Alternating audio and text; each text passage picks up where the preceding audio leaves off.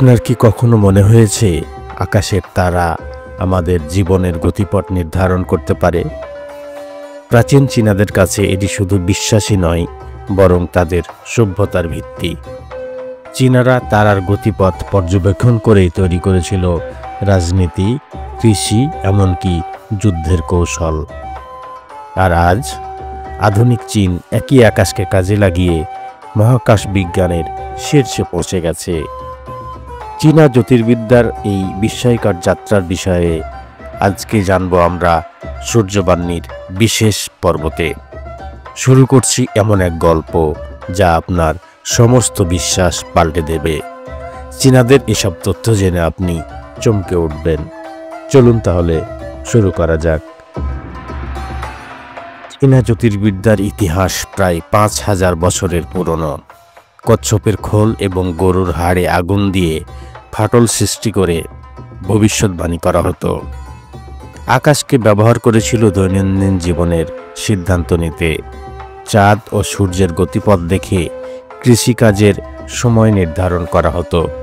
তাদের প্রথম ক্যালেন্ডার তৈরি হয়েছিল এই পর্যবেক্ষণ থেকেই। এগুলোকে বলা হতো ওরাকল বন, যেখানে চাঁদ, সূর্য এবং গ্রহের অবস্থান সম্পর্কে তথ্য লিখে রাখা হতো। এটি ছিল পৃথিবীর প্রথম জ্যোতির্বিদ্যার নথি, অর্থাৎ জ্যোতির্বিদ্যার প্রথম পাঠ চীনারাই শুরু করেছিল। প্রাচীন চীনের শাং রাজবংশ অর্থাৎ খ্রিস্টপূর্ব ১৬০০ থেকে ১০৪৬ সাল থেকেই চীনা জ্যোতির্বিদ্যার চর্চা শুরু হয়েছিল এবং এটি ছিল তাদের সমাজের গুরুত্বপূর্ণ অংশ। প্রাচীন চীনারা বিশ্বাস করত আকাশের পরিবর্তন তাদের দৈনন্দিন জীবনের ওপর গভীর প্রভাব ফেলে। শুধু তাই নয়, রাষ্ট্রের শাসনকেও প্রভাবিত করে।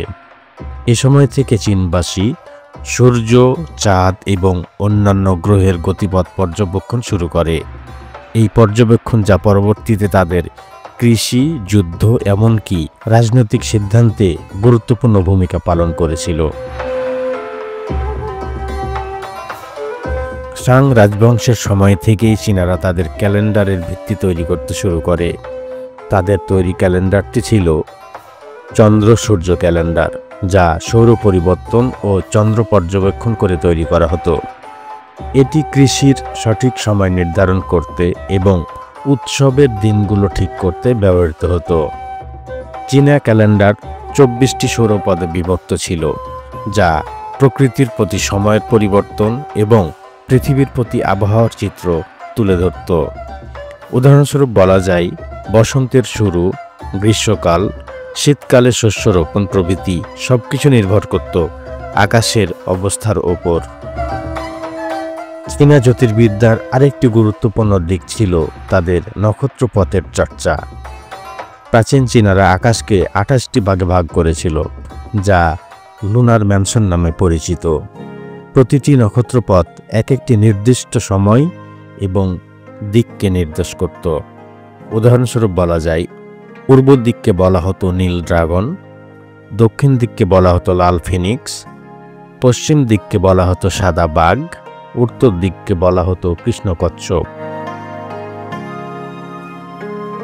এছাড়া চীনারা বিশ্বাস করত যে আকাশের মধ্যে যে কোনো অস্বাভাবিকতা বা বিপর্যয়, যেমন একটি নক্ষত্রের স্থান পরিবর্তন বা গ্রহের অস্বাভাবিক গতিপথ, তা পৃথিবীর ওপর বিপদ বা দুর্দশার সংকেত। উদাহরণস্বরূপ বলা যায়, একবার আকাশে একটি নতুন তারা দেখা দিলে চীনারা তা একটি প্রাকৃতিক বিপর্যয়ের পূর্বাভাস হিসেবে দেখত। তাদের এই বিশ্বাসগুলো তাদের মহাজাগতিক পরিকল্পনায় গভীরভাবে প্রতীত ছিল, যা রাজাদের সিদ্ধান্ত নিতেও প্রভাব ফেলত। আজকের দিনে ২৮টি নক্ষত্রপথ বা লুনার ম্যানশন চীনা সংস্কৃতির ঐতিহ্য হিসেবে বিবেচিত হয়ে আছে, জ্যোতির্বিদ্যার গুরুত্বপূর্ণ অংশ হিসেবে রয়ে গেছে। যদিও আধুনিক বিজ্ঞান এবং প্রযুক্তির সাহায্যে আমরা অনেক বেশি সঠিক জ্যোতির্বিদ্যাগত তথ্য পেতে পারি, তবে চীনা সংস্কৃতির মধ্যে এই প্রাচীন জ্ঞানকে এখনও বিশেষ স্থান দিয়ে থাকে। চীনা জ্যোতির্বিদ্যা আজও তাদের মহাকাশ গবেষণায় গুরুত্বপূর্ণ ভূমিকা পালন করে, যেমন চীনা মহাকাশ স্টেশন, এবং স্যাটেলাইট উৎক্ষেপণের সময় মহাজাগতিক পরিকল্পনা অনুসরণ করা হয়। হান রাজবংশের সময় ঝাং হেং নামক একজন বিজ্ঞানী প্রথম ভূমিকম্প পরিমাপক যন্ত্র আবিষ্কার করেন। এটি এমনভাবে ডিজাইন করা হয়েছিল যে দূরবর্তী ভূমিকম্পের দিক শনাক্ত করতে পারত। এছাড়া ঝাং হেং আর্মিলারি স্ফিয়ার তৈরি করেছিলেন। এটি আকাশ পর্যবেক্ষণের একটি যন্ত্র। এটি পৃথিবীর উপরিভাগ থেকে তারার অবস্থান নির্ধারণ করত এবং জ্যোতির্বিজ্ঞানের নতুন অধ্যায়ের সূচনা করেছিল। ঝাং হেং এর উদ্ভাবন শুধু জ্যোতির্বিজ্ঞান নয়, বরং ভূত্বকের জন্য গুরুত্বপূর্ণ ছিল। তার আবিষ্কার পরবর্তী যুগের বৈজ্ঞানিক চিন্তাধারাকে গভীরভাবে প্রভাবিত করেছিল। চীনারা প্রাচীন জ্ঞানের সঙ্গে আধুনিক প্রযুক্তিকে একত্রিত করেছে। চীনের ফার্স্ট রেডিও টেলিস্কোপ বিশ্বের সবচেয়ে বড় টেলিস্কোপ। এটি মহাবিশ্বের সবচেয়ে গভীরতম সংকেত ধারণ করতে সক্ষম। এটি এমন সংকেত শনাক্ত করতে পারে যা অন্য টেলিস্কোপ পারে না। এছাড়া চীনের চাং ইং মিশন চাঁদের অন্ধকার পাশে প্রথমবারের মতো অবতরণ করেছে। এই অভিযান শুধু চীনের নয়, পুরো মানবজাতির জন্য একটি মাইল ফলক। চীন বর্তমানে মহাকাশ স্টেশন তৈরির কাজ করছে, যার মাধ্যমে তারা ভবিষ্যতে আরও দীর্ঘমেয়াদী মহাকাশ মিশন পরিচালনা করতে পারবে। এছাড়া মঙ্গল গ্রহে টিএনওএন মিশন চীনের অগ্রগতির একটি চমকপ্রদ উদাহরণ। গত কয়েক দশকে চীনের মহাকাশ গবেষণায় এক বিশাল পরিবর্তন এসেছে।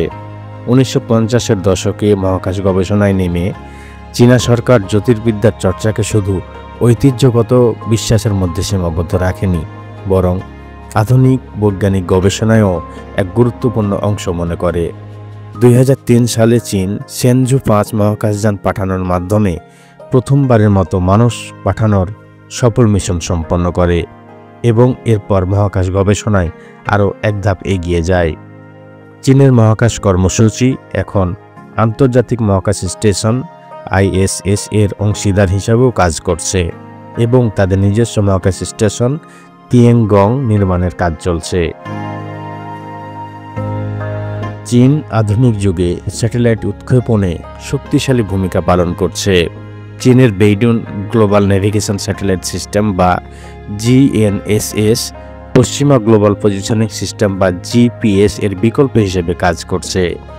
এটি আধুনিক চীনা জ্যোতির্বিদ্যার একটি গুরুত্বপূর্ণ উদাহরণ, যেখানে মহাকাশ থেকে পৃথিবীর অবস্থান নির্ধারণে উন্নত প্রযুক্তি ব্যবহার করা হচ্ছে।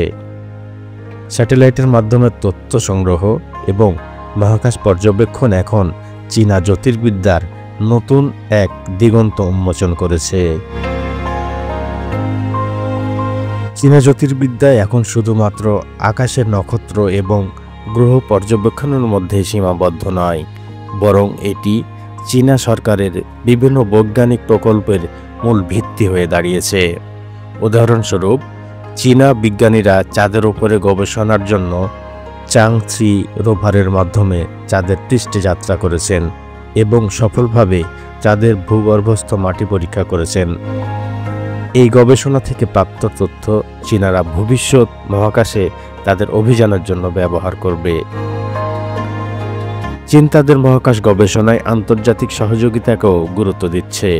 চীনা মহাকাশ স্টেশন নির্মাণের প্রক্রিয়া চলাকালীন তারা বিশ্বের বিভিন্ন দেশকে সহযাত্রী হিসেবে অন্তর্ভুক্ত করেছে। বিভিন্ন দেশের মহাকাশ সংস্থার সঙ্গে চীন একযোগে গবেষণা এবং তথ্য বিনিময় করছে, যা বৈজ্ঞানিক অগ্রগতিতে অবদান রাখছে।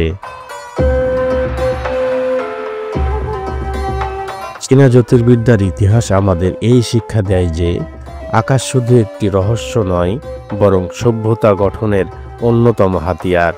প্রাচীন ঐতিহ্য থেকে আধুনিক প্রযুক্তি পর্যন্ত এই যাত্রা আমাদের শেখায় যে জ্ঞান কখনো পুরনো হয় না, এটি শুধু নতুন পথ তৈরি করে।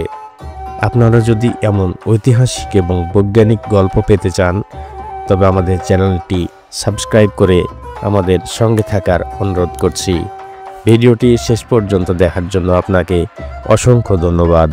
ভালো থাকবেন।